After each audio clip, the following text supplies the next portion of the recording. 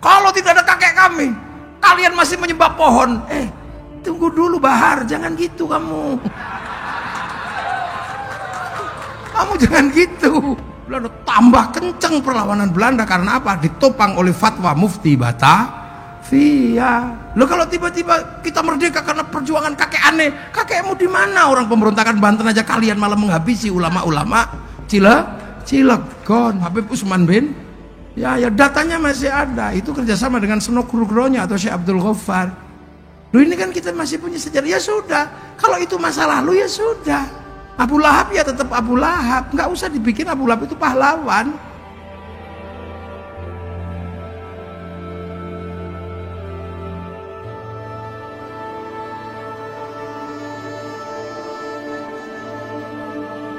Karena Rasulullah lahir tahun 571, itu saat dunia sudah berisi manusia, sudah penuh bangsa, penuh suku. Jadi Rasul itu lahir paling akhir.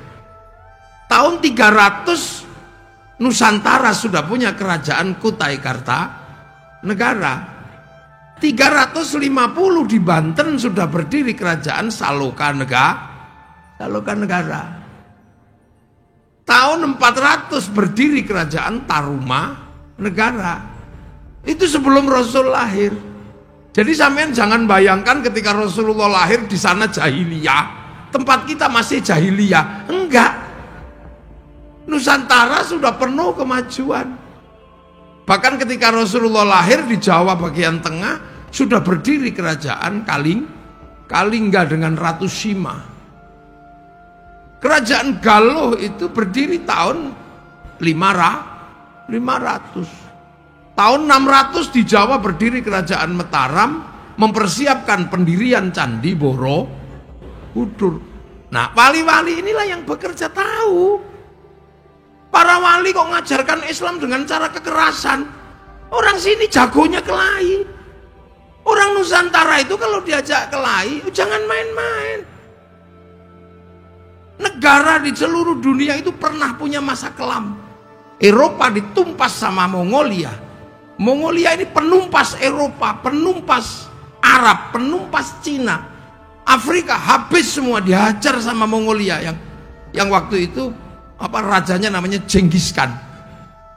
Akhirnya kemudian setelah menumpas Eropa dan sekitar Cina, Arab, mereka ke sini mau menumpas kerajaan Nusantara. Sasaran utamanya adalah Singasari, tapi Singasari punya hubungan bilateral itu dengan kerajaan Banten, dengan kerajaan Sriwijaya, dengan kerajaan Pajajaran bersama melawan Mongolia. Utusannya dipotong kupingnya itu sama Kertanegara gitu. Jadi dulu nenek moyang kita sadis, utusan negara kok ngancam potong kupingnya. Perang akhirnya terjadi, perang besar, dihadang mulai Selat Banten sini, Selat Sunda ini sampai Malaka, dihadang dengan semua kekuatan. Apa yang terjadi? Mongolia yang tidak pernah dikalahkan oleh seluruh kekuatan tentara manapun bisa dihabisi di Nusantara. Satu-satunya negara yang pernah menaklukkan pasukan Mongolia adalah negara Nusantara. Loh, jadi makanya jangan diajak kelahi. Lah itulah masalahnya. Ini kalau diurut ke belakang nanti masalahnya sampai di VOC itu bodoh. VOC itu pedagang. Kalau cuma berdagang nipu-nipu gak ada masalah. Begitu dia bawa marsose itu mencoba menekan orang Cilegon, ya potong aja mereka. Geger Cilegon itu karena mereka ngajak kelahi. Coba kalau nggak ngajak kelahi, aman mereka dagang gini. Begitu ngajak kelahi, satu tangsi habis diajar sama orang Cilegon. Di Surabaya diajak kelahi, habis di Surabaya. Makanya satu-satunya bangsa di dunia yang merdeka karena perang merebut kemerdekaannya hanya Indonesia. Jadi di Indonesia itu jangan dikit-dikit kelahi. Itu apa itu? Kita cuma diem-diem aja, tunggu aja. Ini. Makanya jangan ngajak kelahi orang sini. Jadi dipikir bangsa ini bangsa ketinggalan, enggak. Cuman kita diajari akhlak untuk diem, tapi kalau udah keterlaluan, jangan salah, Belanda aja habis. Nah, akhirnya para wali ini melakukan pekerjaan bagaimana melakukan pengislaman. Dengan cara pertanian, ya nggak mungkin lah orang sini jagonya bertani. menyebarkan Islam dengan perdagangan. Orang Indonesia jagonya berdagang. Jungjung Majapahit, Jungjung Pajajaran itu bisa sampai di selat di jalur sutra sana, berdagang sampai ke Madagaskar, berdagang sampai ke Arab. Makanya orang sini bawa kopi, begitu dijual di sana disebut Arabica, padahal kopi dari sini. Kopi Cilegon. Di mana ada orang Arab punya kopi? Kalau kurma sih iya. Dia kan kita dagang di sana. Orang di sana tiba-tiba punya rumah kayu besar-besar. Ya dari sini mana ada kayu di sana. Makanya sana itu alat musiknya cuma terbang kecil-kecil kan. Teng teng teng teng teng gitu. Kecil-kecil karena kayu di sana cuma segitu gedenya. Makanya mereka nggak punya beduk. Iya kan, makanya akhirnya begitu sampai sini usil karena mereka nggak punya beduk dibid'ahkan. Karena mereka nggak bisa bikinnya kecil-kecil. Kan gitu, beduk bid'ah. Itu gara-gara dia nggak bisa bikin yang seperti beduk. Karena negaranya punyanya kecil-kecil gitu. Kita alat musiknya sudah gamelan di sini. Alat musik kita itu gamelan terbuat dari logam. Eropa itu kayu tali, gitar itu kan kayu dan tali. Arab terbang sama kulit. Kita itu gamelan pakai logam. Artinya hanya bangsa yang menguasai ilmu pertambangan yang maju dan penguasaan metalurgi yang mapan mampu membuat alat musik dari logam. Ini nggak ada yang jelasin. Makanya setiap kalau tidak ada kakek kami, kalian masih menyembah pohon. Tunggu dulu Bahar, jangan gitu kamu. Kamu jangan gitu. Loh, kita ini kayak apa gitu. Kalau tidak ada kakek kami nggak merdeka. Memang kakek mau ikut perang kemerdekaan kan nggak juga. Loh, ini kita dudukkan dulu persoalan. Kita ini sebuah bangsa. Kita punya negara. Kita ini nation state. Loh, makanya para wali ketika melakukan pekerjaan bagaimana nanam, orang sering salah paham. Kenapa tidak dengan kekuatan perang? Di sini jago perang mau diajak kelahi. Kenapa tidak melalui jalur perdagangan para? Ini gudangnya pedagang. Dengan jalur apa? Kan gitu. Nah, karena dulu yang nata ini semua adalah para wali, maka teritorinya disebut wilayah.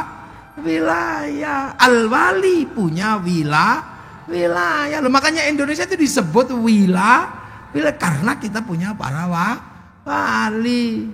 Kan gitu. Wilayah itu yang bersatu menjadi NKRI, Negara Kesatuan Republik Indonesia. Loh itu, loh, makanya begitu wilayahnya ini wilayah para wali, maka semua bergerak untuk apa? Menjaga wilayah. Maka ketika wilayah ini dikuasai oleh orang-orang asing dari Belanda, semua melakukan perlawanan. Di Makassar, Sultan Makassar melakukan perlawanan. Di Banten, Sultan Ageng Tirtayasa melakukan perlawanan. Di Jawa, Pangeran Diponegoro melakukan perlawanan. Di Cilegon, Geger Cilegon melakukan perlawanan. Siapa mereka? Penerus para wali, ulama Toreko di sini dulu itu. Makanya Belanda berani mengatakan Inlander yang melakukan pemberontakan di Cilegon adalah ulama Toreko. Qadiriyawan Naksaban. Dia itu tegas di sini. Belanda menyebut itu.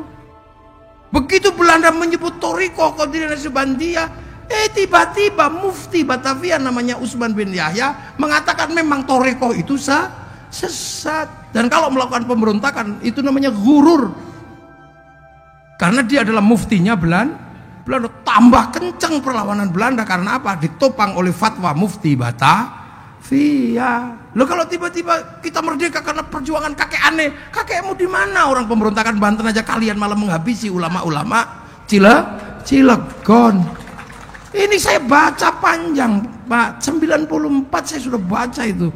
Sejarah Geger Cilegon, tapi judulnya bukan Geger Cilegon, pemberontakan petani Banten, yang nulis Profesor Dr. Sartono Kartodirjo.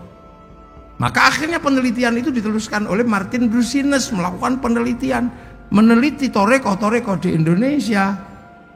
Itu judulnya apa? Tulisannya adalah Tarekat. Itu luar biasa. Akhirnya hasil penelitiannya dibukukan di sini lewat penerbitan namanya INIS. Tahun 93, 94, 95. Lo itu jadi keras di sini dulu.